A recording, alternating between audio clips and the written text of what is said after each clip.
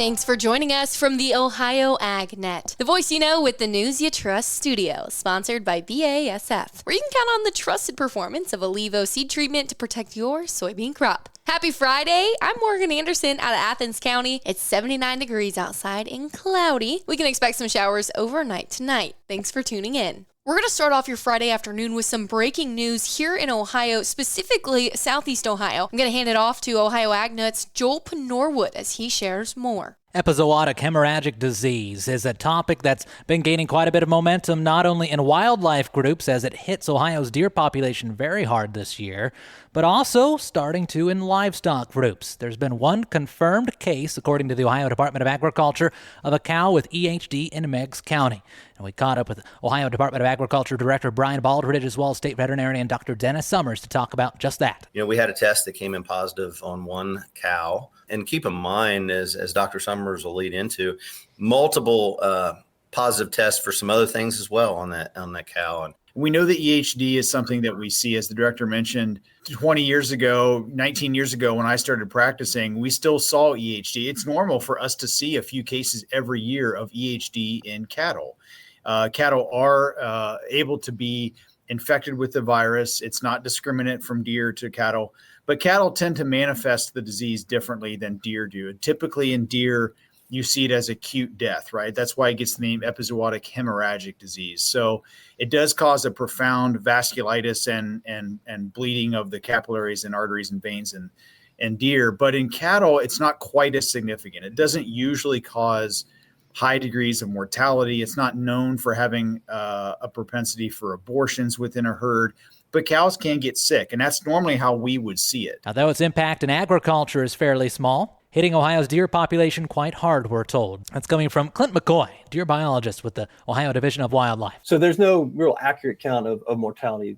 It's a relative measure, and the relative measure is saying that it's a pretty significant event in that part of the state. So we would expect to see a pretty heavy reduction in harvest in those counties this fall, unfortunately, for those that are hunting there. The full in-depth conversations with all that you heard here today in a deep dive video on the topic online at ohioagnet.com. I'm Joel Norwood reporting. Thanks, Joel. We're going to be right back after this.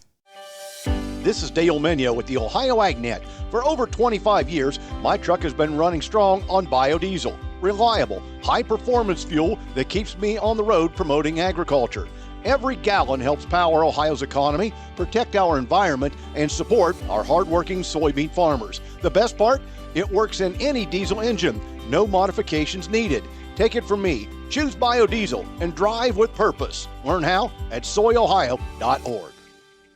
Let's take a look at another agricultural headline for your Friday. Private crop surveys are out this week, and economists at Chicago-based Allendale Inc. say soybeans remain the crop to watch. Their survey shows corn yields at 187.5 bushels per acre and soybeans at 52.2, putting total production at 16.6 billion bushels of corn and 4.2 billion bushels of beans. Now that's nearly in line with USDA's August WASDE estimates, as we know, though Allendale pegs soybeans slightly lower. Farmers, they're being urged to keep a close eye on storage and their marketing plans for this fall. But exports, they're another worry. Allendale's Rich Nelson says the U.S. may struggle to replace China, which bought 832 million bushels of soybeans last year. He warns as much as 200 million bushels could be at risk. Meanwhile, China is strengthening ties with Russia, India, and Brazil as leaders push back on U.S. tariffs. Analysts say that could further complicate American farm trade. We're going to have the updated USDA read in next Friday's WASDE report, so be sure to tune in. Next up, ethanol output hits a 3-week high. That's according to new data from the Energy Information Administration, which also shows stockpiles are on the rise. U.S. ethanol production ticked higher last week, hitting its strongest pace in 3 weeks. The Energy Information Administration says output averaged just over 1 million barrels a day in the week ending of August 29th, which is up 1.07 the week before. Most of that increase came from the Midwest, where production topped 1.02 million barrels a day. Meanwhile, Meanwhile, ethanol stockpiles edged up to 22.56 million barrels. Those were your agricultural headlines for today, but before we get to the markets, the Wayne County Fair and Certified Angus Beef invite you, yes you, to visit the Wayne County Fair tomorrow, September 6th through the 11th. Visit WayneCountyFairOhio.com for a full schedule of events. Let's check out how those markets closed, brought to us by Seed Consultants. Simply better performance online at seedconsultants.com.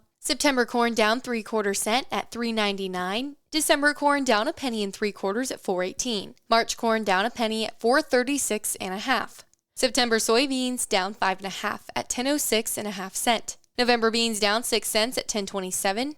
May beans down 5 3/4 at 10.74 1/2. And September wheat down a penny and 1/4 at 5.01. December wheat down 1/4 cent at 5.19 1/4. And lastly, March wheat down 1/4 cent at 5.35 3/4 cent. October live cattle down 97 1/2 cents at 235.97 1/2. October lean hogs up $1 at 96 2.5 cents. And October feeder calves down $1.05 at 357.90. Those were your afternoon closing markets. Have a great weekend. This is the Ohio AgNet.